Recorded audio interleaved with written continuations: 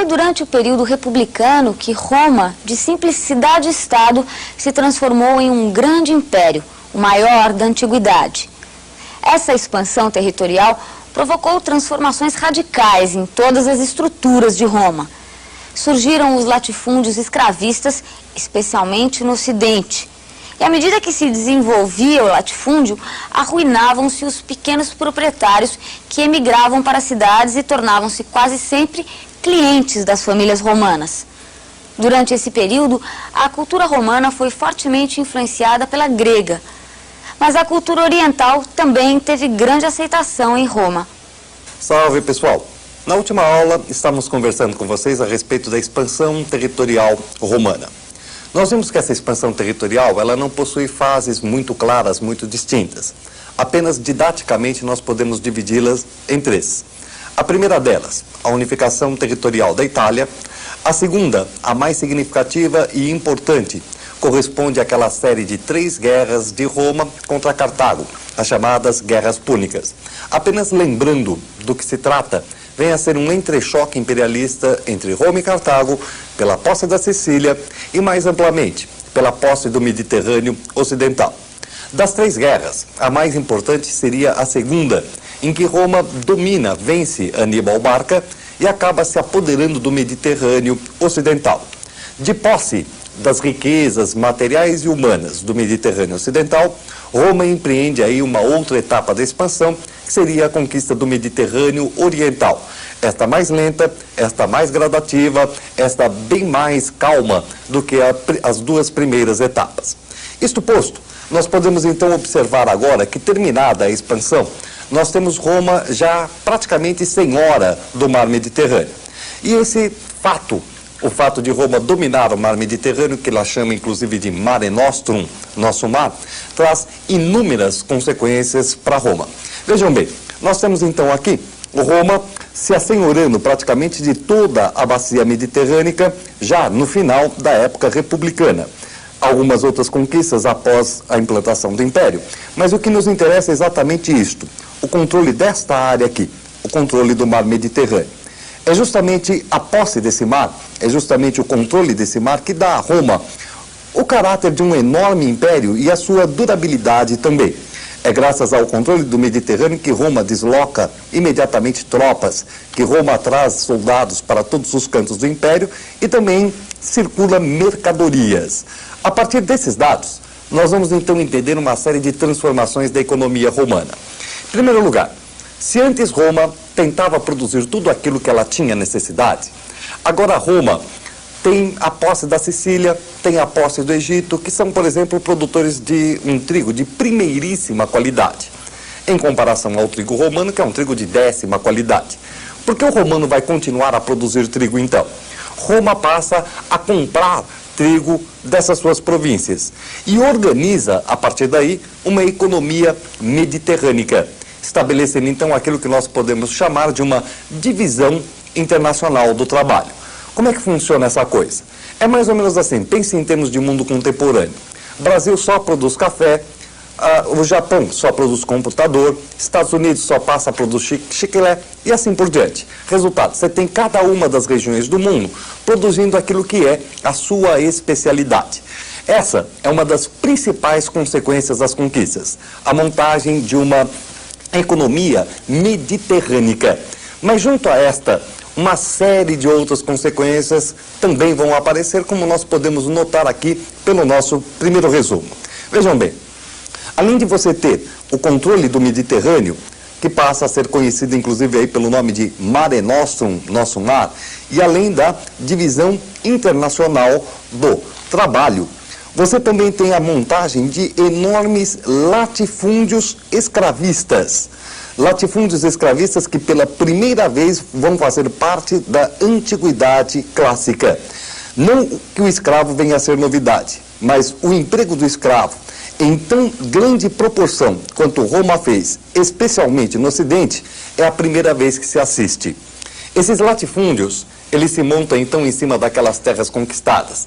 Há um enorme afluxo de riquezas e de escravos. Esse enorme afluxo de riquezas e escravos contrabalançam aquela política de importações romanas, trazendo, portanto, algum dinheiro para o erário romano que volta a comprar outras mercadorias, dinamizando aquela economia mediterrânea. Só que todos esses latifúndios se montam em cima do prejuízo de alguém. Quem é este alguém? Os pequenos e os médios proprietários. Os indivíduos que fizeram a grandeza de Roma, os indivíduos que foram levados para os exércitos, que caminharam com esses exércitos pelas conquistas romanas, ao voltarem para casa se viam completamente falidos. Por quê? Porque inicialmente você tinha esse soldado romano recebendo um punhado de sal mensalmente, da onde inclusive veio a palavra salarium, desse punhadinho de sal que o soldado romano recebia. Ora, ele recebia em sal porque inicialmente o sal era uma mercadoria rara e cara. Depois o sal se tornou vulgar e barato e mesmo assim o coitado continuava recebendo em sal. Quer dizer, 25 anos de guerra, se o coitado sobrevivesse, ele pegava aquele sacão de sal e voltava para casa. Como é que estaria a pequena propriedade dele quando ele chegasse? Em alta, né? O mato já tinha levado lá para cima. E ele não tinha como recuperar essa pequena propriedade. Resultado, ele vai à falência, porque os patrícios, aliás, não estavam afins de emprestar nada. Pelo contrário, estavam afins de adquirir a pequena propriedade desse indivíduo. Ele vendia a terra, não tinha trabalho no campo e, portanto, ele se dirigia à cidade. Na cidade, este infeliz ia procurar emprego, só que ele também não encontrava. E, portanto, ele se marginalizava ali. Só que o marginal romano, ele tinha uma pequena diferença em relação aos nossos marginais. O marginal romano leva o nome de cliente, montando, portanto, aquela clientela romana, um bando de pessoas marginalizadas. Essa clientela vivia de que maneira? Essa clientela vivia através de uma política conhecida pelo nome de panem et circenses, ou seja, pão e circo.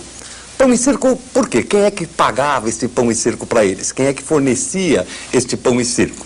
Quem fornecia o pão e circo era um grupo social diferente, um grupo social que havia aparecido junto com as conquistas. Esse grupo social é conhecido pelo nome de homens novos ou cavaleiros. Para você recordar, vamos então dar uma voltinha aqui ao nosso resumo, para que você possa acompanhar mais uma vez do que estamos falando, até a chegada desse nosso indivíduo que é o chamado homem novo. Então note, você tem aí o controle do Mediterrâneo pelos romanos, o Mare Nostrum, você tem a divisão internacional do trabalho, você tem a montagem dos latifúndios escravistas no Ocidente em especial, a Itália apresentando uma economia importadora e um enorme afluxo de riquezas e escravos. Riquezas e escravos que contribuem para a falência dos pequenos e médios proprietários, gerando um enorme êxodo rural. Esse enorme êxodo rural gera a formação de uma clientela urbana essa que vai ser sustentada, que vai ser alimentada à base de pão e circo.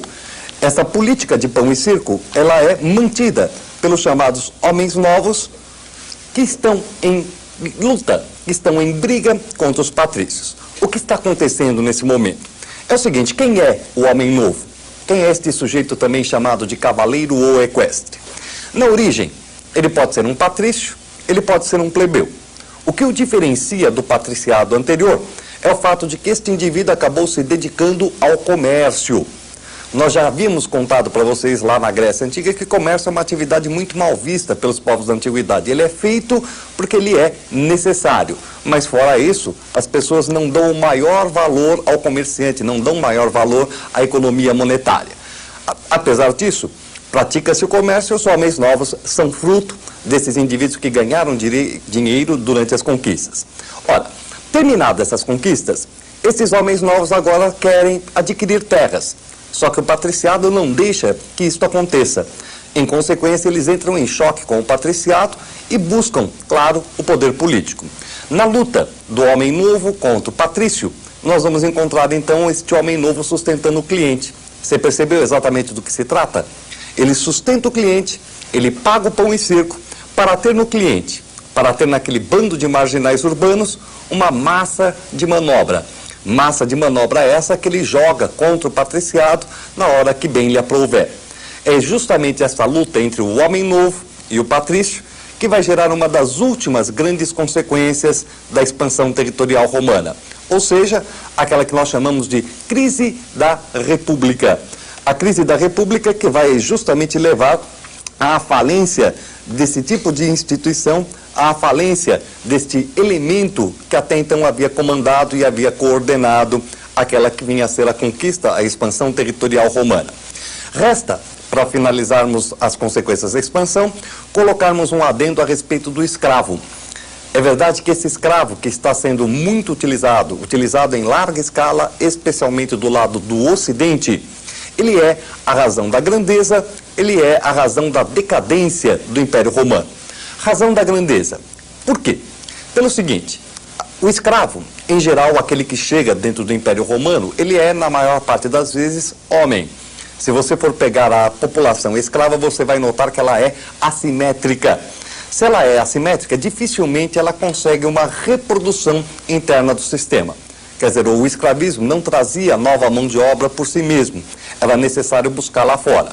Ora, se você tem um pequeno pedaço de território com 3 escravos, para conseguir outros 3 escravos, você é obrigado a conquistar um pedaço territorial maior, você deixa de ter 3 escravos, passa a ter 8 e passa a ter um território maior. Agora, a reposição de 8 escravos traz maiores dificuldades, portanto, maiores conquistas territoriais.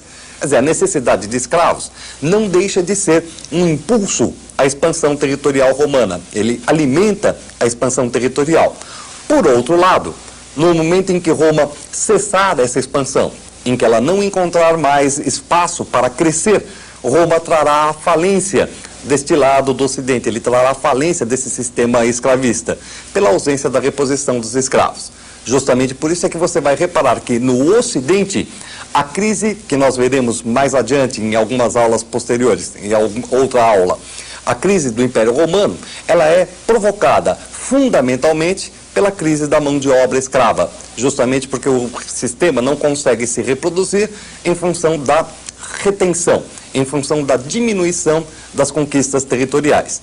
É exatamente a razão, então, da grandeza e da decadência de Roma, ilustrada, inclusive, brilhantemente por um historiador que costuma dizer que o escravismo foi a perna de barro de uma enorme estátua de bronze. Ou seja, foi ela que deu a altura à estátua, porém, a sua fragilidade é que vai trazer essa estátua abaixo. Mas isso é assunto para uma próxima aula.